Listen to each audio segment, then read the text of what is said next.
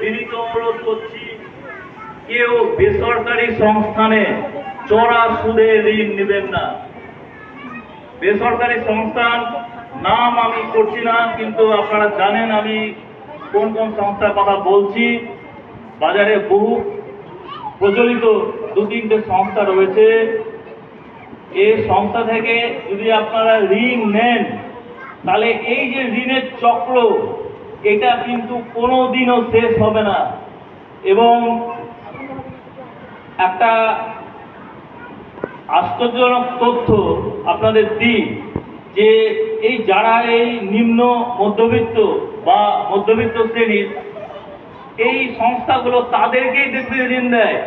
কোনো টাটা বিড়লা বা কোনো বড় কোনো শিল্পপতিকে কিন্তু তারা ঋণ দেয় না। তাদের জন্য ঋণের স্কিম পুরোপুরি আলাদা। তাদের ক্ষেত্রে সুদের হার খুবই সামান্য। কিন্তু আমরা এত বোকা যে তাদের প্রলোভনে আপনি তাদের কাছে বলুন যে আমি 500 টাকা জমা দিব, তারা কিন্তু নিতে খুব একটা আগ্রহী হবে না, বা হয়তো বলে ঠিক আছে। কিন্তু তাদেরকে বলেন যে আমি 1000 টাকা বা 300 টাকা কিস্তি দেবো সপ্তাহে, সে কিন্তু আপনার কাছে 5 বার চলে যাবে।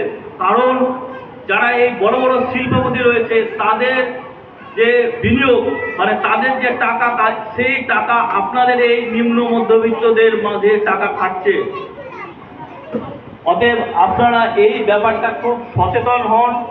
এবং আমার বিনীত অনুরোধ যে ঋণ না নিয়ে টাকা জমান, সে যেখানেই হোক, সে আমাদের প্রতিষ্ঠান হতে পারে, অন্য কোনো সংস্থা হতে পারে, টাকা সঞ্চয়ের ওপর মন দিন, ঋণ না পা দিয়ে।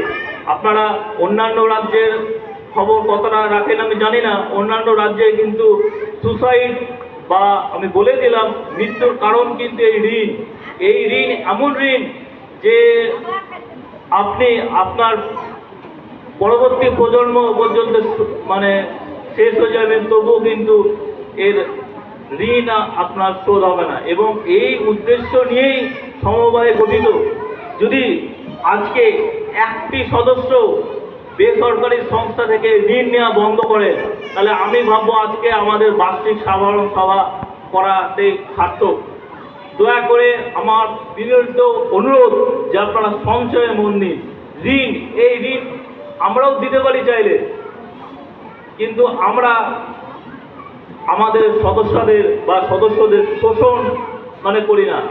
আপনারা হয়তো এই বক্তব্য শুনে আমার হয়তো খুব একটা ভালো লাগছে না, বলছে যে হ্যাঁ কি বকছে, এখানে তো চাইলেই পাওয়া যায়, গেলেই অমুক সংস্থা বলছে হ্যাঁ সপ্তাহে দিব, কেউ হয়তো ডেলিও নিতে চলে আসছে।